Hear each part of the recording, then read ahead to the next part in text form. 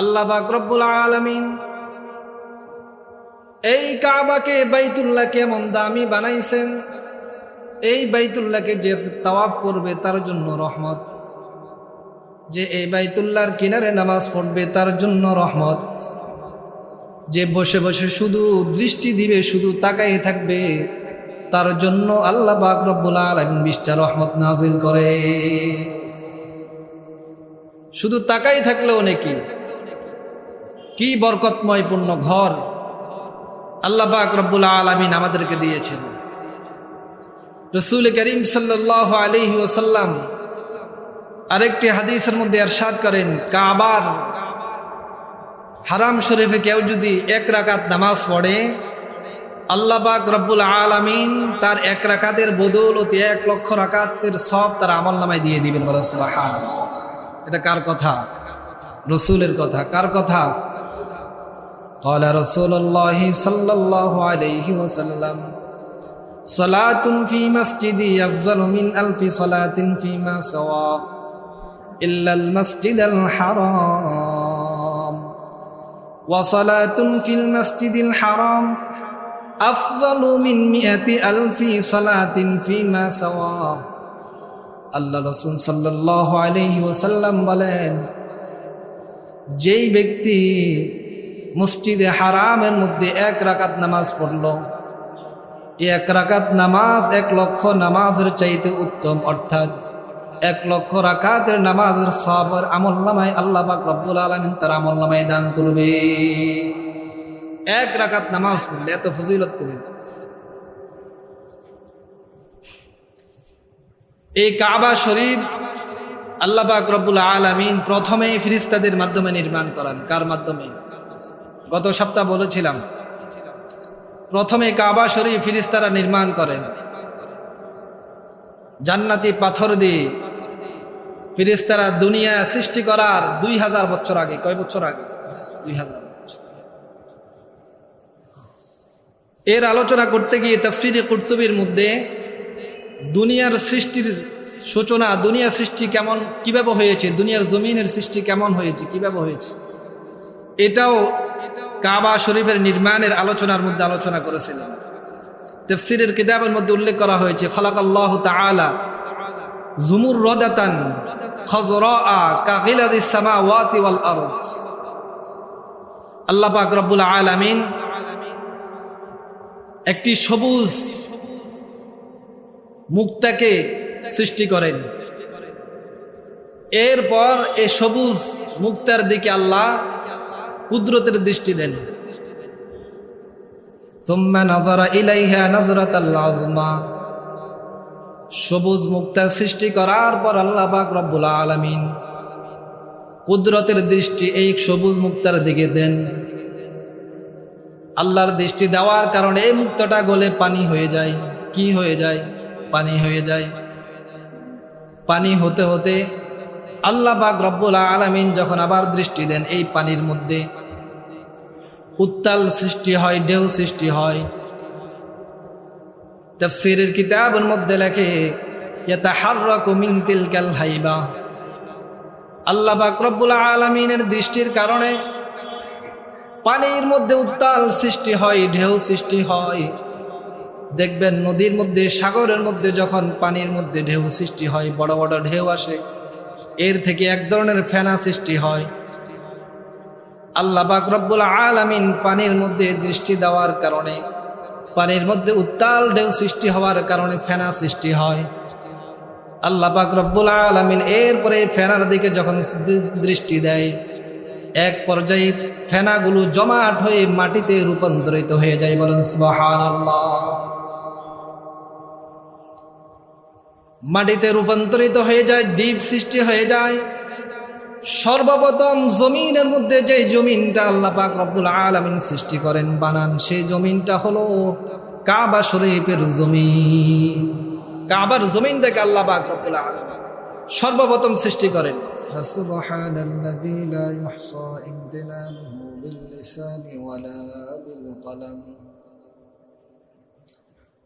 ওয়া নাশহাদু আন লা ইলাহা ইল্লাল্লাহু ওয়াহদাহু লা শারীকা লাহু ونشهد أن سيدنا وسندنا وحبيبنا وحبيب ربنا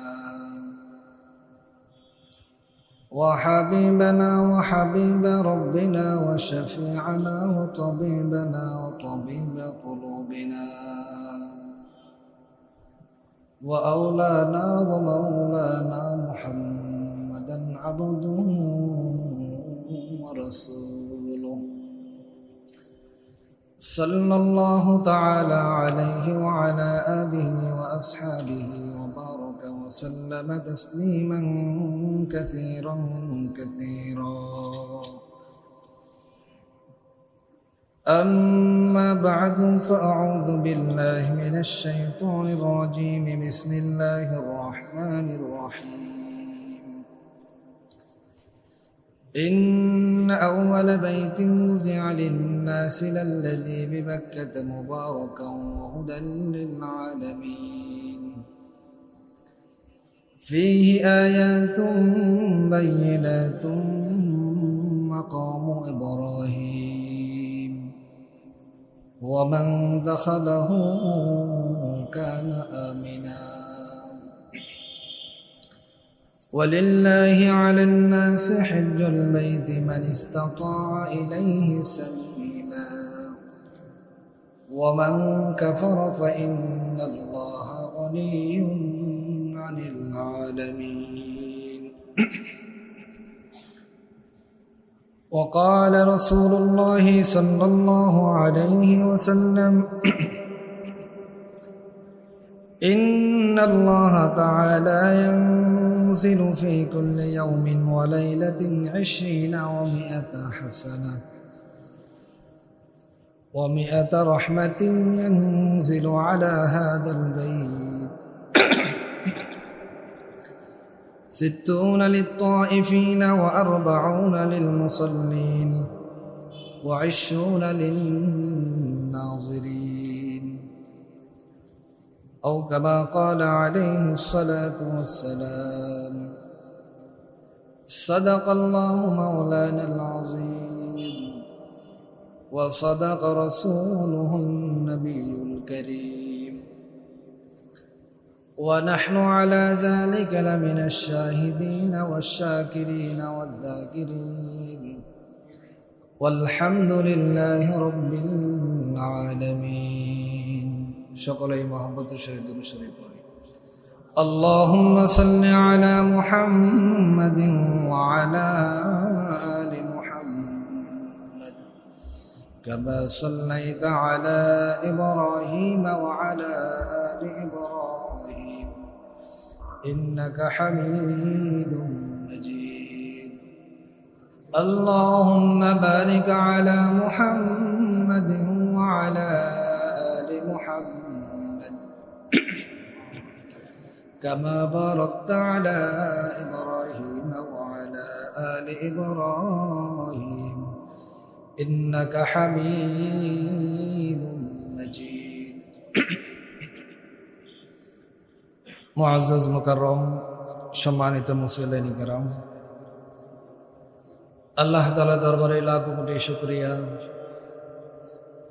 যিনি অত্যন্ত দয়াময় করে ভালোবেসে আমাদের হায়াতকে দীর্ঘায়িত করে সুস্থ সবল রেখে আজ জুমার দিন সালাতুল জুমা আদায়ের লক্ষ্যে মসজিদে আসার এবং বসার তৌফিক দিয়েছেন। এই জন্য আমরা সকলেই দিল থেকে মহব্বতের সহিত আল্লাহ তাআলার দরবারে শুকরিয়া জ্ঞাপন করি, আলহামদুলিল্লাহ। মুহতারাম হাজিরিন, আমাদের গত সপ্তাহ থেকে আলোচনা চলছিল হজ সম্পর্কে। আমাদের আলোচনা চলছিল, আলোচনা করতে গিয়ে আমরা কাবা শরীফের ইতিহাস নিয়ে আলোচনা শুরু করেছিলাম।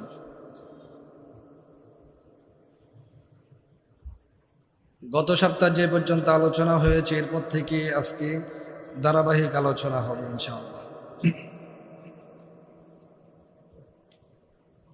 মুসলমানের প্রাণ কেন্দ্র হলো কাবা শরীফ। এটা মুমিনের কলবের সাথে, অন্তরের সাথে, দিলের সাথে সম্পর্ক।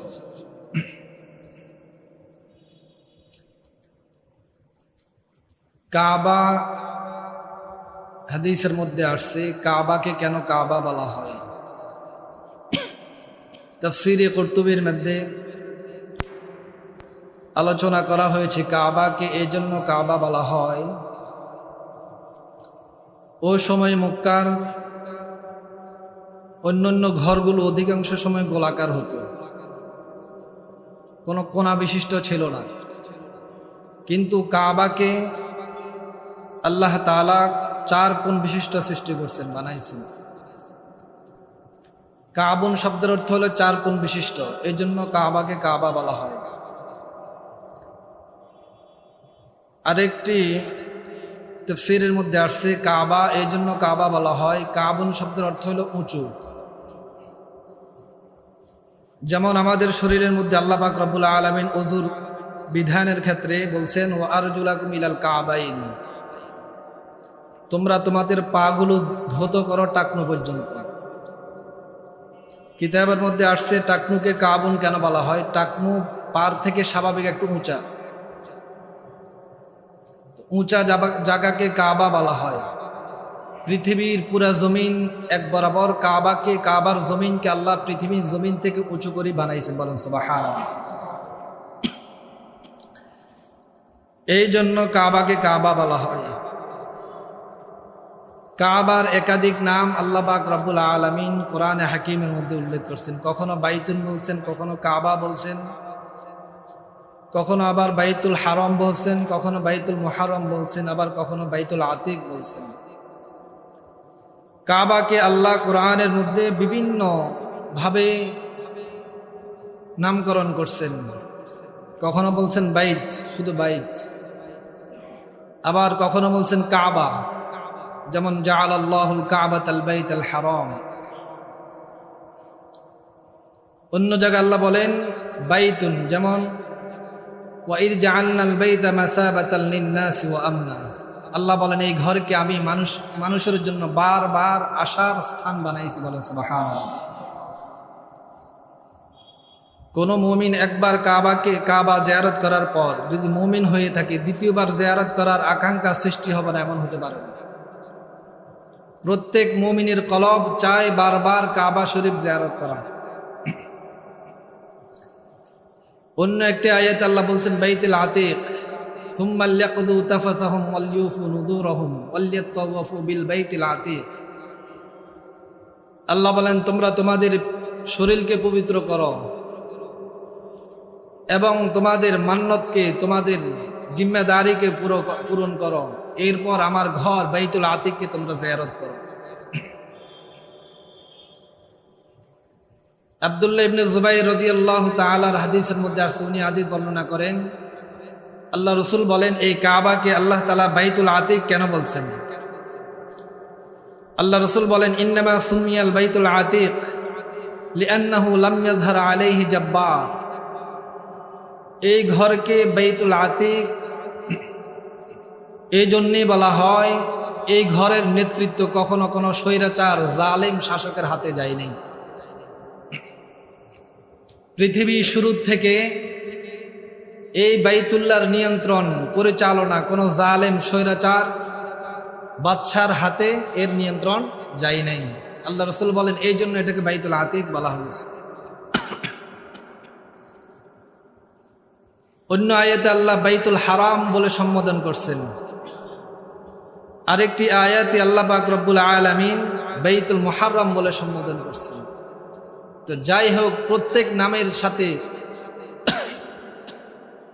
যে আয়াতে যে নাম দিয়েছেন প্রত্যেকটি শব্দ এই ঘরের সম্মান প্রদর্শন করে।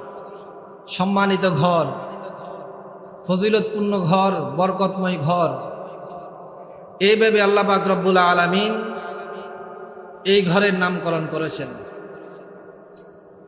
গত সপ্তাহে আপনাদের সামনে আলোচনা করছিলাম এই ঘরের সূচনা কখন থেকে হয়েছিল।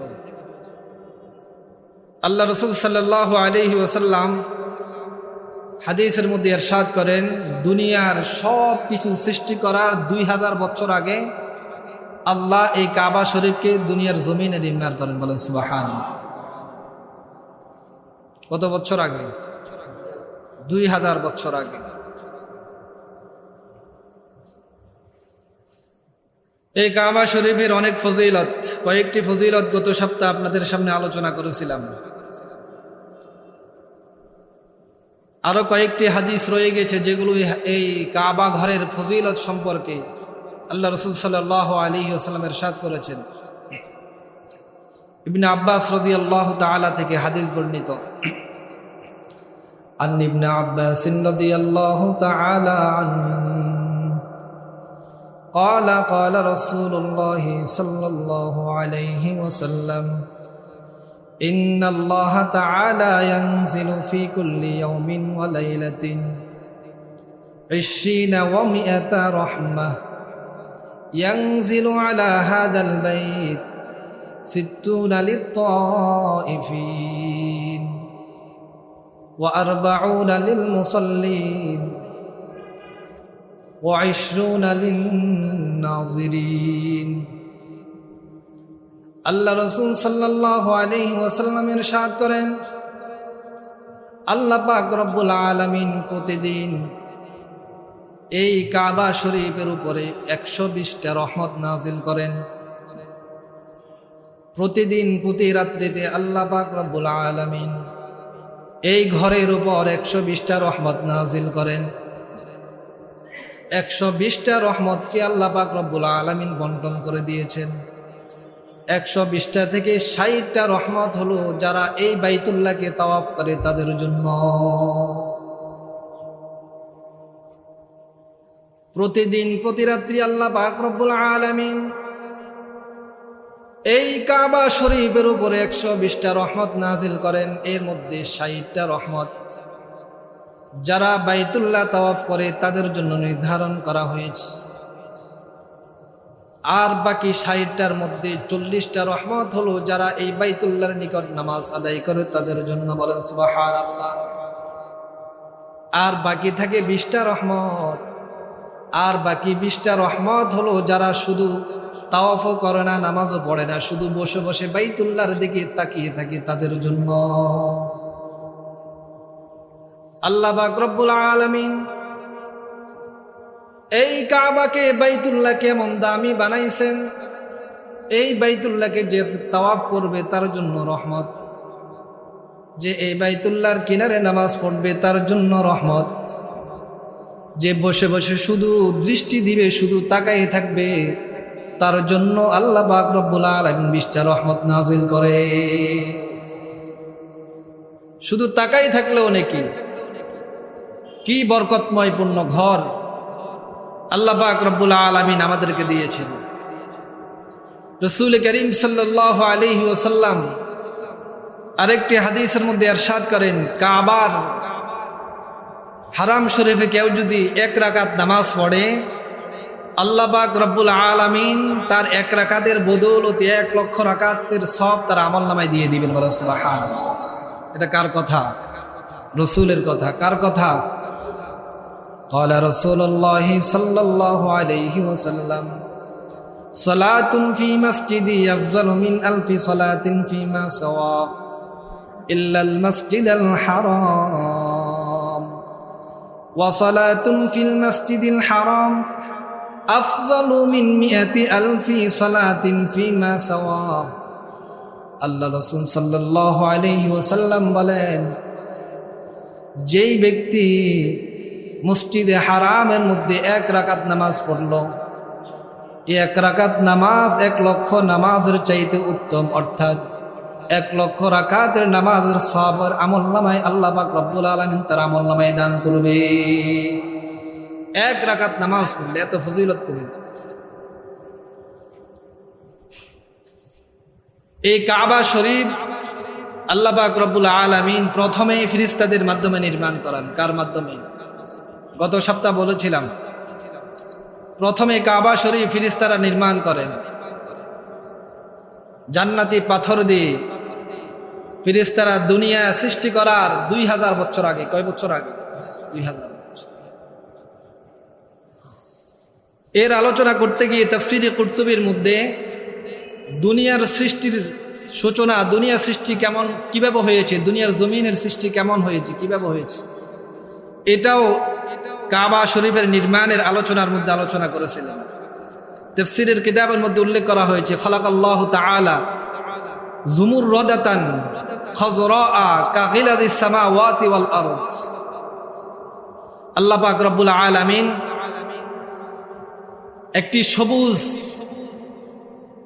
মুক্তাকে সৃষ্টি করেন।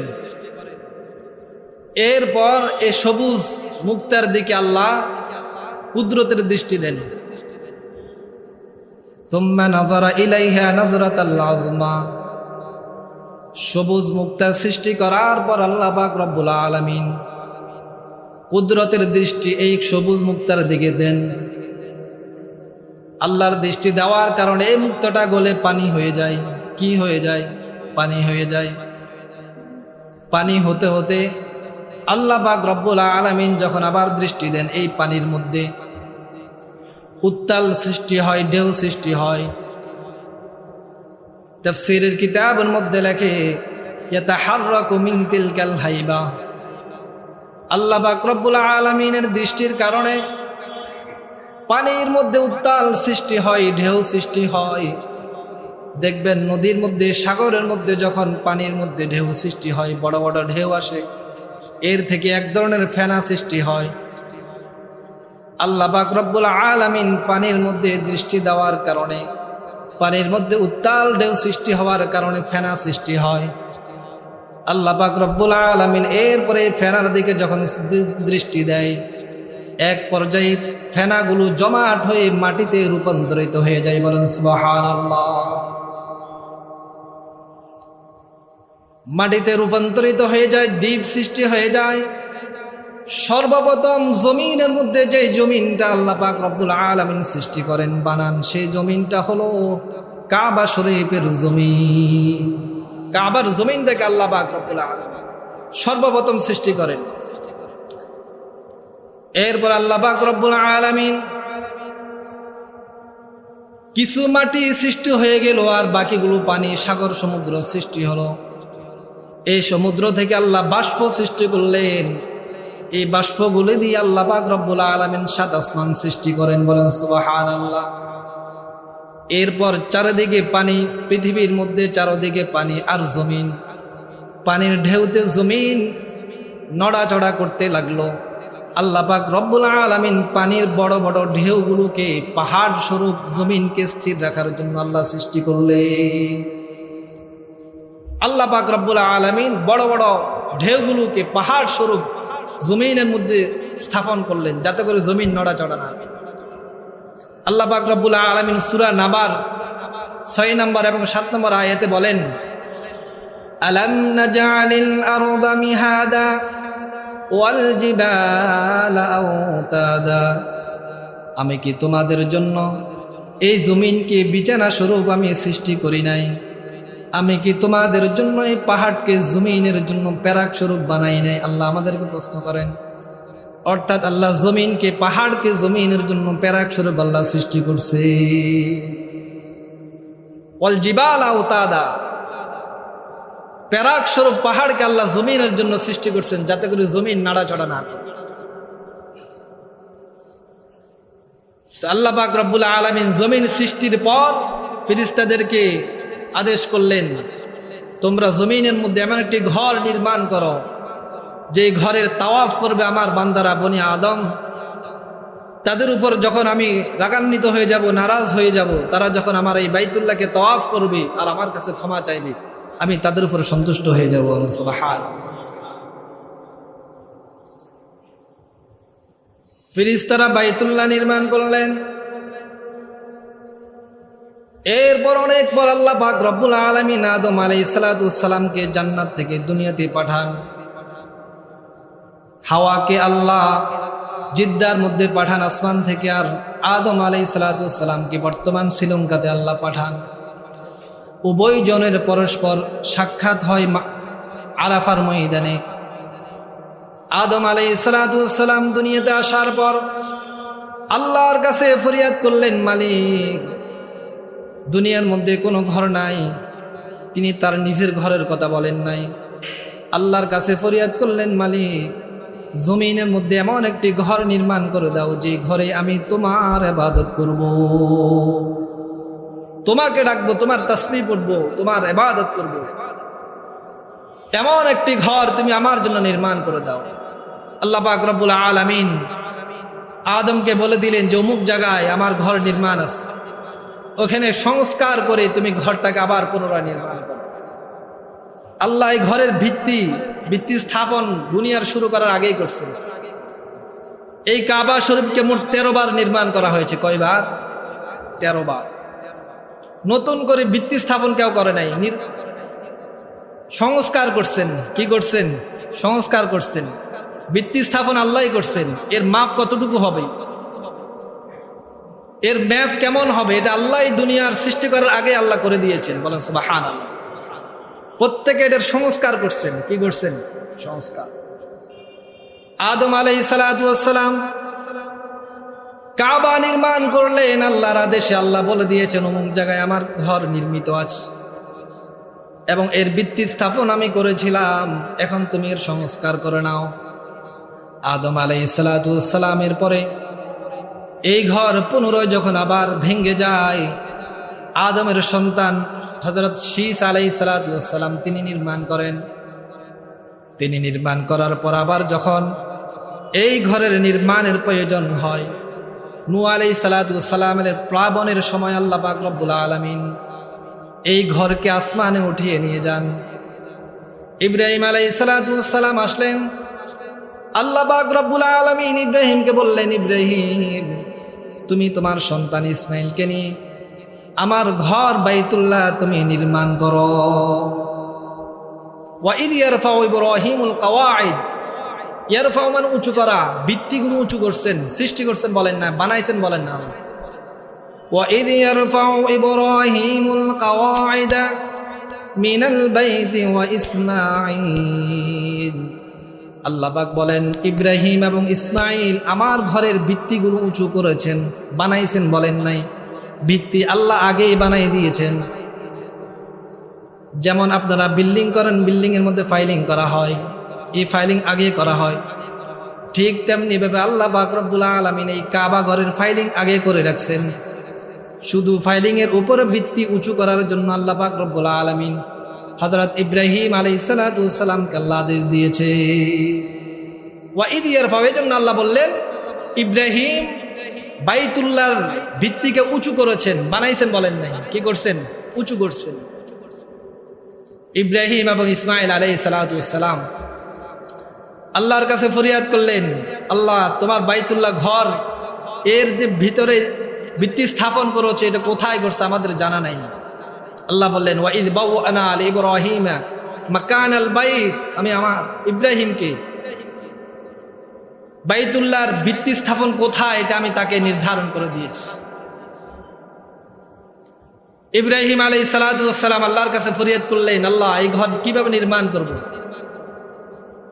ঘর নির্মাণের অভিজ্ঞতা আমার নেই।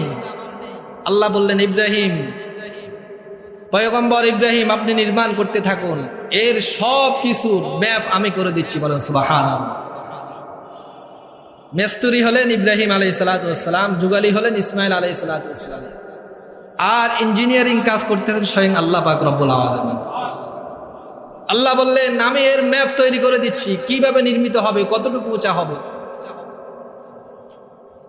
ইব্রাহিম আলাইহিস সালাতু ওয়াস সালাম এক পর্যায়ে বাইতুল্লাহর ঘর যখন উঁচু করতে লাগলেন, আল্লাহ বলে দিলেন এতটুকু তুমি বাইতুল্লাহর ঘর উঁচু করবা। উঁচু করতে করতে ইব্রাহিম আলাইহিস সালাতু ওয়াস সালাম আর উপরের দিকে উঠতে পারেন না। আল্লাহ যেই পরিমাণ উঁচু করার জন্য বলেছেন ওই পরিমাণ উঁচু করার কোনো মাধ্যম ইব্রাহিম আলাইহিস সালাতু ওয়াস সালামের কাছে ছিল না। আল্লাহ পাক রব্বুল আলামিন জিবরাইলকে বললেন, জিবরাইল জান্নাত থেকে একটা পাথর এনে আমার খলিলুল্লাহ ইব্রাহিমকে দিয়ে দাও।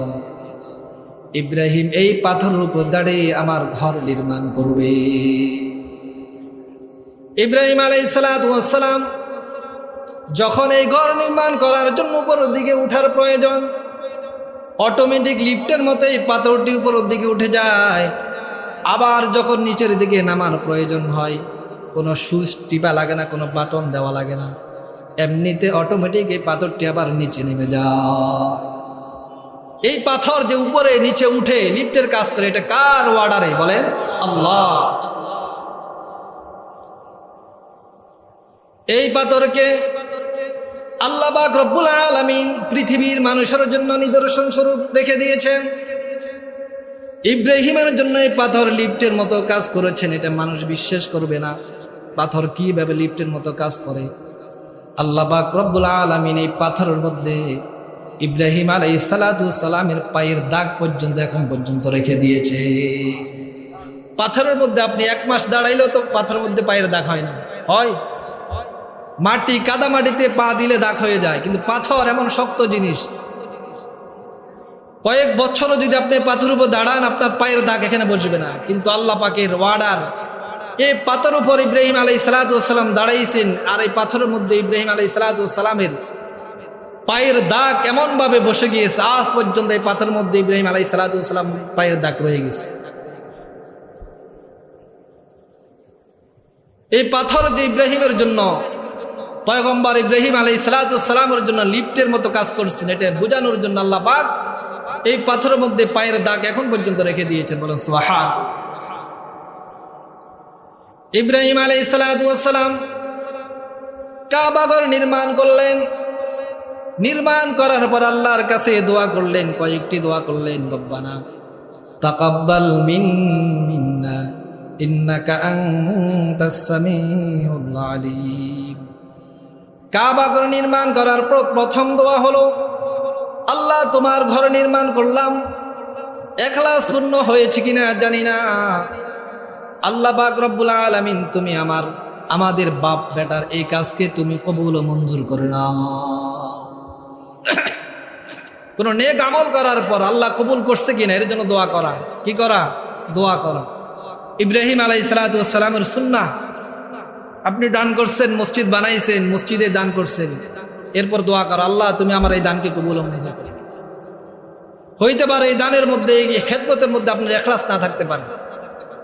ইব্রাহিম আলাইহিস সালাতু ওয়াস সালাম আল্লাহর কাছে দোয়া করলেন, রব্বানা তাকাব্বাল মিন্না ইন্নাকা আনতাস সামিউল আলিম। হে মালিক, হে আমার রব, তুমি আমাদের বাপ বেটার এই খেদমতকে, মসজিদ নির্মাণকে তুমি কবুল ও মঞ্জুর করে নাও। শুধু তাই না, ইব্রাহিম আলাইহিস সালাতু ওয়াস সালাম আরো কিছু দোয়া করলেন, রব্বানা ওয়াজআলনা মুসলিমাইনি লাকা ওয়া মিন যুররিয়াতিনা উম্মাতাম মুসলিমাতাল লাক ওয়া আরিনা মানাসিকানা ওয়া তুব আলাইনা ইন্নাকা আনতাত তাওয়াবুর রহিম। ইয়া আল্লাহ রাব্বুল আলামিন, তুমি আমাদেরকে, আমাদের বাপ বেটাকে তোমার জন্য, তোমার অনুগতশীল আমাদেরকে বানিয়ে দাও। ওয়া মিন যুররিয়াতিনা উম্মাতাম মুসলিমাতাল লাক, এবং আমাদের বংশধর থেকে এমন একটি জামাত তুমি বানাও যারা তোমার অনুগতশীল হবে। বলেন সুবহানাল্লাহ। ওয়া তুব আলাইনা, ইয়া আল্লাহ তুমি আমাদের তওবাকে কবুল মঞ্জুর করে নাও। ইন্নাকা আনতাত তাওয়াবুর রহিম, নিশ্চয় তুমি হলে দয়াময়, তওবা কবুলকারী, তুমি হলে ক্ষমাশীল, তোমার চাইতে বড় ক্ষমাশীল আর কেউ নাই। রব্বানা ওয়াবআথ ফীহিম রাসূলাম মিনহুম ইয়াতলু আলাইহিম। এরপর ইব্রাহিম আলাইহিস সালাতু ওয়াস সালাম আল্লাহর কাছে আরো দোয়া করলেন, আল্লাহ আমার এই বংশধরের মধ্যে তুমি এমন একজন নবী প্রেরণ করবে, ইয়াতলু আলাইহিম আয়াতিকা, যে নবী দুনিয়াতে এসে তোমার আয়াতগুলো মানুষের কাছে কাছে গিয়ে তেলাওয়াত করবে, মানুষের কাছে পৌঁছিয়ে দিবে। ওয়া ইউআল্লিমুহুমুল কিতাব, এবং তাদেরকে কিতাব শিক্ষা দিবে, ওয়াল হিকমা, হিকমত শিক্ষা দিবে, ওয়া ইউযাক্কিহিম, তাদেরকে আত্মশুদ্ধি করবে। এমন একজন নবী আমার বংশধরের মধ্যে তুমি প্রেরণ করো, যারা তোমার কিতাব, তোমার হিকমত মানুষকে শিক্ষা দিবে। আল্লাহ পাক রব্বুল আলামিন ইব্রাহিম করলেন, তার দোয়ার বদৌলতে তার বংশ থেকে আমাদের নবী পয়গম্বর আরবি সাল্লাল্লাহু আলাইহি সাল্লামকে আল্লাহ ইসমাইলের বংশের মধ্যে আল্লাহ প্রেরণ করেন। বলেন সুবহানাল্লাহ। এটা ইব্রাহিম আলাইহিস সালাতু ওয়াস সালামের দোয়ার বরকত। ইব্রাহিম আলাইহিস সালাতু ওয়াস সালাম দুনিয়ার মধ্যে আল্লাহ পাক রব্বুল আলামিন যত পয়গম্বর যত নবী রসুল পাঠাইছেন 7 জন ব্যতীত বাকি সব নয় নবীর এবং রসুল সবাই ইব্রাহিম আলাইহিস সালামের বংশধরের মধ্যে এসেছে। 6-7 জন ব্যতীত বাকি সব পয়গম্বর কে আল্লাহ পাক রব্বুল আলামিন ইব্রাহিম খলিলুল্লাহ ওনার বংশধরের মধ্যে আল্লাহ প্রেরণ করেছেন, বলেন সুবহানাল্লাহ। এই জন্য ইব্রাহিম আলাইহিস সালামকে আবুল আম্বিয়া বলা হয়। কি বলা হয়? নবীদের বাপ, আবুল আম্বিয়া। ইব্রাহিম আলাইহিস সালামকে মুসলিম জাতির পিতা বলা হয়। আল্লাহ পাক রব্বুল আলামিন বলেন সুন্নাত আবিকুম ইব্রাহিম, তোমাদের বাবা ইব্রাহিমের সুন্নাহ এটা। কোরবানির আলোচনা করতে গিয়ে আল্লাহ পাক বলেন এই কোরবানি হলো তোমাদের পিতা ইব্রাহিম আলাইহিস সালামের সুন্নাত, বলেন সুবহানাল্লাহ। উনি হলেন মুসলিম জাতির পিতা।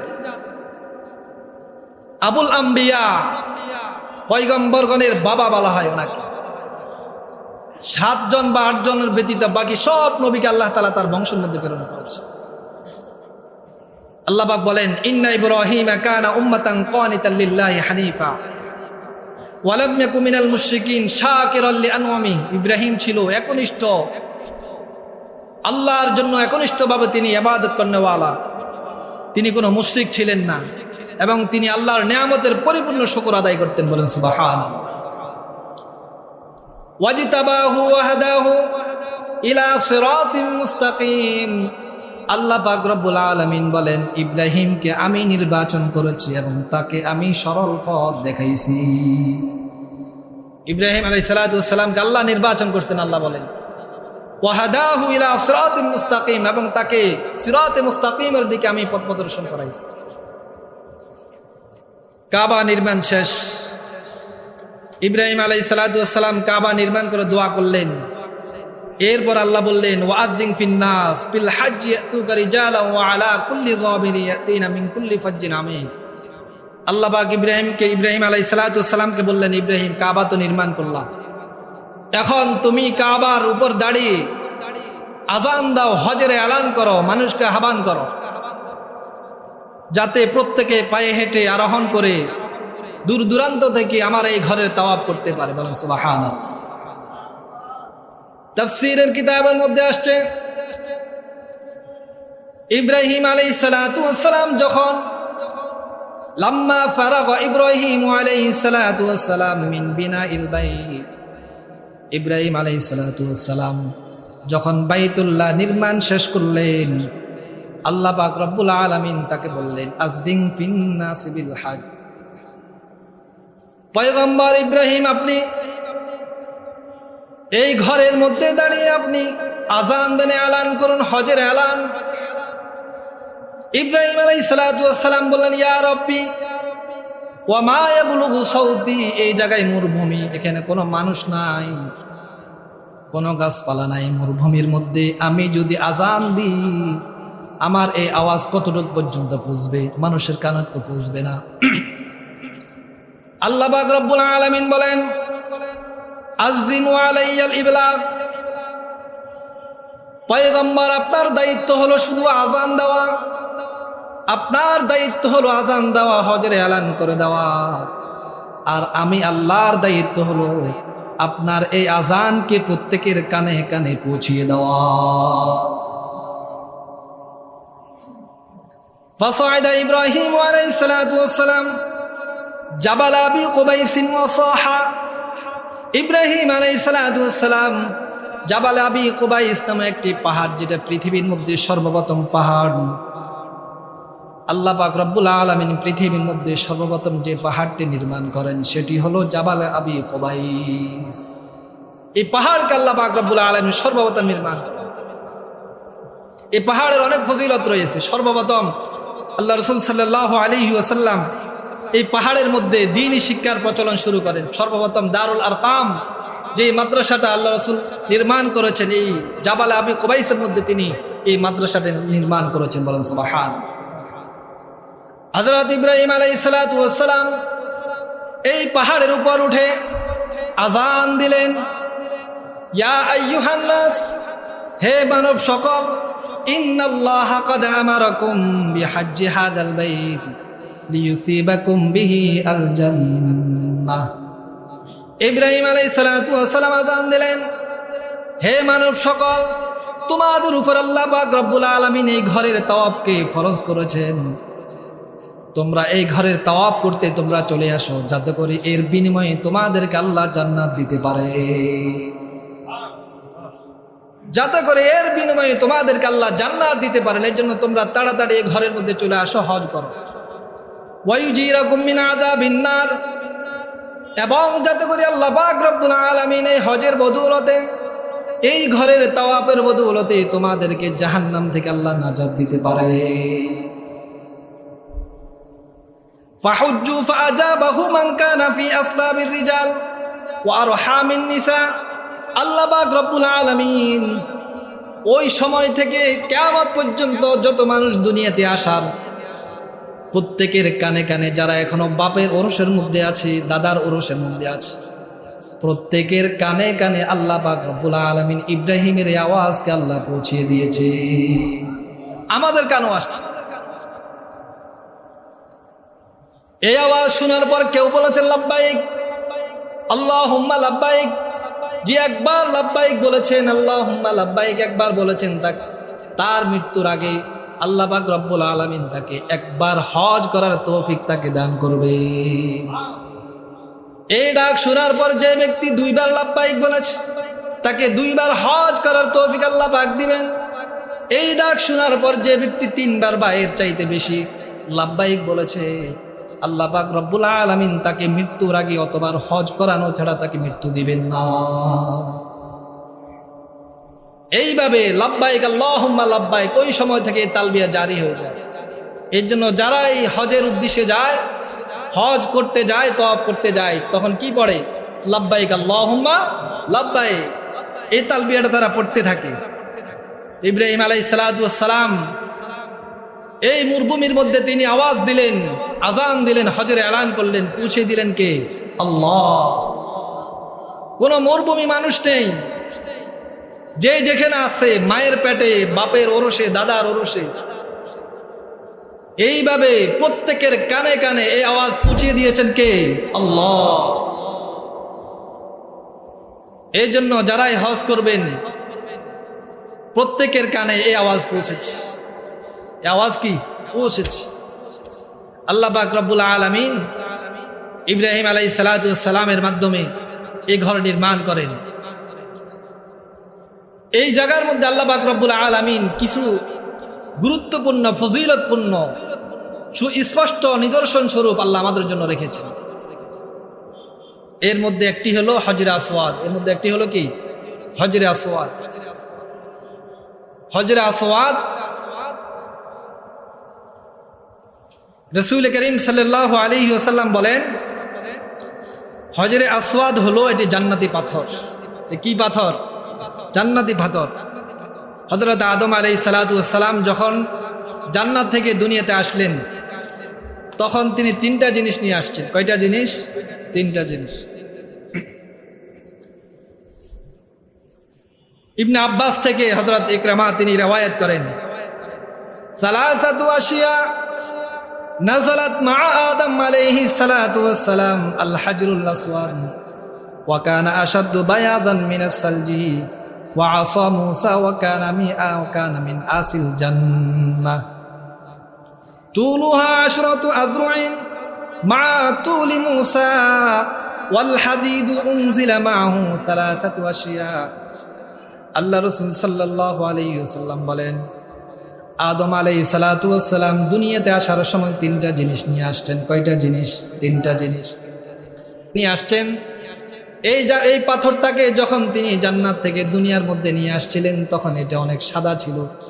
দুধের কালার যেমন সাদা, এর চাইতেও বেশি সাদা ছিল। দুই নাম্বার হলো ওয়াসা মূসা। মূসা আলাইহিস সালাতু ওয়াস সালামের হাতের যে লাঠি, ফিরাউনের সামনে আল্লাহ পাক রব্বুল আলামিন সাপ বানাই দিলেন। এমন কারিশমা, এমন কুদরতি লাঠি, এটা হযরত আদম আলাইহিস সালাতু ওয়াস সালাম জান্নাত থেকে আসার সময় দুনিয়াতে নিয়ে এসেছে। এই লাঠিটা ধারাবাহিক পরস্পরা প্রত্যেক পয়গম্বরের কাছে পৌঁছেছে। হযরত মূসা আলাইহিস সালাতু ওয়াস সালাম তিনি তার শ্বশুর, এইভাবে ধারাবাহিক প্রত্যেক নবী এই লাঠি বহন করেছেন। এটি এমন একটি কুদরতি লাঠি, কোনো পয়গম্বর ছাড়া এই লাঠিকে হাতে নেওয়ার এই শক্তি কারো ছিল না। বলেন সুবহানাল্লাহ। সালেহ আলাইহিস সালাতু ওয়াস সালাম তিনি এই লাঠিটা হাতে নিয়ে ফেললেন। তিনিও জানতেন না মুসা আলাইহিস সালাম নবী। যখন লাঠিটা হাতে নিলেন, তিনি বুঝতে পারলেন এই লাঠিটা তো কোনো সাধারণ মানুষ জমিন থেকে উঠাইতে পারে না, তিনি অবশ্যই আল্লাহর পয়গম্বর বা নবী হবেন। এই জন্য তিনি এই লাঠিটা জমিন থেকে উঠেছেন। ওই সময় তিনি চিনে ফেলছেন মুসা আলাইহিস সালামকে, যে তিনি আল্লাহর পয়গম্বর। আদম আলাইহিস সালাম 2 নম্বর এই লাঠি নিয়ে দুনিয়ার মধ্যে আসছেন। 3 নাম্বার হলো লোহা নিয়ে তিনি জান্নাত থেকে দুনিয়ার মধ্যে আসছেন। হাদিসের মধ্যে আসছে এই লোহার সাথে আরো 3টা জিনিস নিয়ে আসছেন। একটি হলো হাতুড়ি, 2 নাম্বার হলো মানুষ লোহাকে, কামারিয়ারা যেই লোহার উপর যেই জিনিসের উপর রেখে লোহাকে পিটে দা এবং বিভিন্ন জিনিস বানায়, ওই পাথর নিয়ে, ওই জিনিস নিয়ে আদম আলাইহিস সালাম জান্নাত থেকে আসেন। আরেকটি জিনিস হলো লোহা গরম করার সময় হাত দিয়ে ধরা যায় না, অন্য একটা চিমড়ি দিয়ে ধরতে হয়। ওই জিনিসটাও আদম আলাইহিস সালাম জান্নাত থেকে দুনিয়াতে নিয়ে আসে। মোট কয়টা জিনিস? মোট 6টা জিনিস। কয়টা জিনিস? 6টা। 1 নাম্বার হলো পাথর, 2 নাম্বার লাঠি, 3 নাম্বার লোহা। লোহার সাথে আরো 3টা জিনিস নিয়ে আসে। আল্লাহ রাসূল সাল্লাল্লাহু আলাইহি ওয়াসাল্লাম বলে, এই যে হাজরে আসওয়াদ, এই পাথরটাও আদম আলাইহিস সালাম জান্নাত থেকে নিয়ে আসেন। হযরত ইব্রাহিম আলাইহিস সালাম যখন কাবা নির্মাণ করতে লাগলেন, ইসমাইলকে বললেন, তুমি একটি পাথর নিয়ে আসো, যে পাথরটা আমি এখানে কাবার দক্ষিণ এবং পূর্ব কোণে আমি স্থাপন করব, যেটা মানুষের জন্য নিদর্শন হবে, মানুষ যাতে করে তাওয়াফ করতে সহজ হয়। প্রত্যেকের তাওয়াফ এখান থেকে শুরু হয়। তো ইসমাইল আলাইহিস সালাম তিনি তালাশ করতে লাগলেন, একটা পাথর পাইলেন, ওইটা নিয়ে আসলেন। নিয়ে আসার পর ইব্রাহিম আলাইহিস সালাম পছন্দ করলেন না, বললেন আরেকটা নিয়ে আস। ইসমাইল আলাইহিস সালাম চলে গেলেন আরেকটি পাথর তালাশ করার জন্য। এমন সময় জিবরাইল আলাইহিস সালাম ইব্রাহিম আলাইহিস সালামকে ডাক দিয়ে বললেন, ইয়া ইব্রাহিম ওয়া ইয়া খালিলার রহমান, ইন্না লাকা ইনদি উদিয়াতান ফাখুযহা ফাইযা হুয়া বিহাজরিন আবিয়াযু মিন ইয়াকুতিল জান্নাহ কানা আদম নাযালা বিহি মিনাল জান্নাহ। জিবরাইল আলাইহিস সালাম পয়গম্বর ইব্রাহিম আলাইহিস সালামকে ডাক দিয়ে বললেন, ইয়া ইব্রাহিম ওয়া ইয়া খালিলার রহমান, আপনার জন্য আমার কাছে একটা আমানত রয়েছে। জিবরাইল আলাইহিস সালাম বাইর করে দিলেন পাথর হাজরে আসওয়াদ, বললেন, এই পাথরটা আপনি কাবা ঘরের মধ্যে স্থাপন করুন। এটি হলো এমন পাথর, যে পাথর হযরত আদম আলাইহিস সালাম জান্নাত থেকে জমিনে নিয়ে আসছে। যেমন পাথর নেন। ইসমাইল আলাইহিস সালাম এসে দেখলেন পাথর নির্মাণ করে স্থাপন করে ফেলছে। বাবাকে জিজ্ঞাসা করলেন, ইয়া আবাতি আইনা আনতা, জিজ্ঞেস করলেন, হে আমার আব্বা জান, এই পাথর আপনি কোথায় পাইলেন, কে আনছে আপনার কাছে? তিনি বললেন, ওই খোদা, ওই প্রভু এই পাথর আমাকে দান করছেন, যিনি আমাকে তোমার উপর নির্ভরশীল বানায়নি। বলেন সুবহানাল্লাহ। এখানেও ছেলেকে শিক্ষা দিচ্ছে, এখানেও ছেলেকে তাওয়াক্কুল, আল্লাহর উপর ভরসা, আল্লাহর উপর তাওয়াক্কুল করতে হবে, এই কথাটা শিক্ষা দিচ্ছে। জবাব দিচ্ছে কি, এই পাথর উনি দিয়েছেন যিনি তোমার উপর আমাকে নির্ভরশীল বানায়নি। বলেন সুবহানাল্লাহ। হাজরে আসওয়াদ সম্পর্কে আল্লাহ রাসূল সাল্লাল্লাহু আলাইহি ওয়াসাল্লাম বলেন, নাযালাল হাজরুল আসওয়াদ মিনাল জান্নাহ, এই হাজরে আসওয়াদ জান্নাত থেকে দুনিয়ার মধ্যে অবতরণ করে। ওয়া হুয়া আশাদ্দু বায়াদান মিনাল লাবান ফাসাওয়াদাতহু খাতায়া বনি আদম। এটা এমন একটি পাথর, এটা যখন দুনিয়ার মধ্যে আসে তখন দুধের চাইতে সাদা ছিল। বনি আদমের গুনাহ এই পাথরকে কালো করে দিয়েছে। বলেন সুবহানাল্লাহ। এই পাথরের মধ্যে আল্লাহ পাক রব্বুল আলামিন এমন যোগ্যতা দান করছেন, এই পাথরের সাথে কেউ যদি চুমা দেয়, হাত লাগায়, আল্লাহ পাক রব্বুল আলামিন এই পাথরকে এমন যোগ্যতা দান করছেন, ওই ব্যক্তির গুনাহ এই পাথর চুষে নেয়। এই পাথর মানুষের গুনাহ চুষে নেয়। এই জন্য রাসূল বলেন এই পাথর যখন স্থাপন করা হয়েছিল তখন সাদা ছিল, বনি আদমের গুনাহ টানতে টানতে এটা কালো হয়ে গেছে। গুনার কালার কালো হয়, কি হয়? কালো হয়। হাদিসের মধ্যে আসছে বান্দা যখন একটা গুনাহ করে তার কলবে একটা দাগ পড়ে, কালো দাগ পড়ে, আবার যখন আরেকটা গুনাহ করে আরেকটা কালো দাগ পড়ে। এভাবে গুনাহ যখন ধারাবাহিক করতে থাকে এক পর্যায়ে তার এই সুন্দর কলবটা কালো কুসকুসে কয়লার মতো হয়ে যায়। বলেন নাউজুবিল্লাহ। গুনাহ টানতে টানতে পাথরটা কালো হয়ে যায়, কালো হয়ে গেছে। রাসূল করিম সাল্লাল্লাহু আলাইহি ওয়াসাল্লাম বলেন ইন্নার রুকনা ওয়াল মাকামা ইয়াকুতাতান মিন ইয়াকুতিল জান্নাহ তামাসাল্লাহু নূরাহুমা ওয়ালাউ লাম ইয়াতমিস নূরাহুমা লাআযাআতা মা বাইনাল মাশরিকি ওয়াল মাগরিব। রাসূল করিম সাল্লাল্লাহু আলাইহি ওয়াসাল্লাম বলেন এই হজরে আসওয়াদ এবং মাকাম ইব্রাহিম এটি দুটি পাথর জান্নাত থেকে আল্লাহ পাক রব্বুল আলামিন দুনিয়ার মধ্যে পাঠাইছেন। এটি এমন পাথর এর নূরকে আল্লাহ পাক রব্বুল আলামিন ঢেকে ফেলছেন। এর নূরকে আল্লাহ, জান্নাতি যে পাথরের নূর থাকার কথা এর নূরকে আল্লাহ দূর করে দিয়েছেন। রাসূল করিম সাল্লাল্লাহু আলাইহি ওয়াসাল্লাম বলেন আল্লাহ যদি এই দুই পাথরের নূরকে শেষ না করতেন, এই দু পাথরের আলোতে পশ্চিম থেকে পূর্ব পর্যন্ত পুরা পৃথিবী আলোকিত হয়ে যাইত। এই জান্নাতি পাথর, নূরের পাথর, নূরের তৈরি পাথর, তার আলো এমন, আল্লাহ রাসূল বলেন আল্লাহ যদি এর নূরকে দূর করে না দিতেন, এই নূরকে পর্দা দিয়ে ঢেকে না দিতেন, এই দুই পাথরের নূর দিয়ে পুরা পৃথিবী আলোকিত হয়ে যেত, লাইটের প্রয়োজন হইতো না। বলেন সুবহানাল্লাহ। রাসূল অন্য হাদিসের মধ্যে বলেন এই পাথর, যে ব্যক্তি পাথরের সাথে হাত লাগাইলো, কি লাগাইলো, সম্ভব হলে হাত লাগানো, চুমু দেওয়া, না হয় দূর থেকে ইশারা করা, দূর থেকে কি করা, হাত দিয়ে ইশারা করা, ইস্তেলাম করা। অনেক সময় ভিড় হয়, ভিড় হলে হাত কিনারে যাওয়া যায় না। রাসূল বলেন যে ব্যক্তি এই পাথরের সাথে হাত লাগাইলো সে যেন আল্লাহর হাতের সাথে সে মুসাফা করলো। বলেন সুবহানাল্লাহ। قال رسول الله صلى الله عليه وسلم من فاوزه فإنما يفاوز يد الرحمن। আল্লাহ রাসূল সাল্লাল্লাহু আলাইহি ওয়াসাল্লাম বলেন যে ব্যক্তি পাথরের সাথে হাত লাগাইলো সে যেন রহমানের হাতের সাথে সে মুসাফা করলো। এমন ফজিলতপূর্ণ পাথর এটা। রাসূল বলেন আশহিদুল হাজর আল আসওয়াদ, তোমরা এই পাথরকে সাক্ষী রাখো, অর্থাৎ এই পাথরের সাথে তোমরা হাত মিলাও, চুমু দাও, এটা জান্নাতি পাথর। আল্লাহ রাসূল বলেন ফাইন্নাহু ইয়াউমাল কিয়ামা শাফিউন মুশাফফাউন, এই পাথর কিয়ামতের দিন প্রত্যেক ওই বান্দার জন্য যারা এই পাথরের সাথে হাত মিলাইছে অথবা চুমু দিয়েছে তাদের জন্য কিয়ামতের দিন এই পাথর সাক্ষী দিবে। বলেন সুবহানাল্লাহ। রাসূল বলেন এই পাথর যার জন্য সাক্ষ্য দিবে এই পাথরের সাক্ষী আল্লাহ পাক রব্বুল আলামিন কবুল করে নেবেন। বলেন সুবহানাল্লাহ। বলবেন যে পাথর কি কথা বলতে পারে কিনা? রাসূল বলেন লাহু লিসান ওয়া শাফাতান, কিয়ামতের দিন আল্লাহ পাক রব্বুল আলামিন এই পাথরের জবান দিবেন, দুইটা ঠোঁট দিবেন।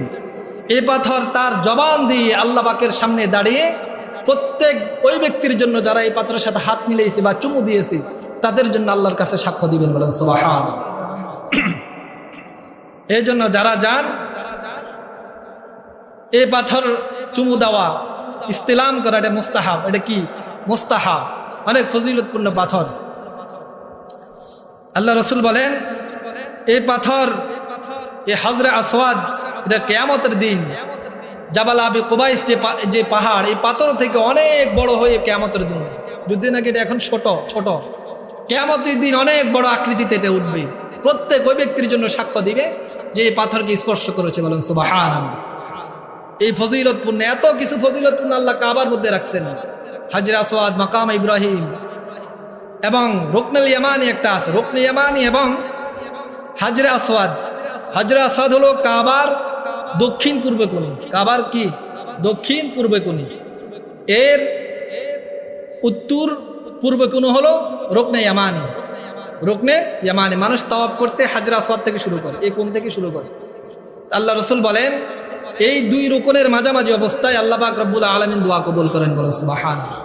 হাদিসের মধ্যে আছে আল্লাহ রাসূল সাল্লাল্লাহু আলাইহি ওয়াসাল্লাম যখন এই দুই রুকনের মাঝামাঝি যাইতেন তখন একটি দোয়া পড়তেন। কোরআন শরীফের মধ্যে আছে রব্বানা আতিনা ফিদ দুনিয়া হাসানা ওয়া ফিল আখিরাতি হাসানা ওয়া কিনা আযাবান নার।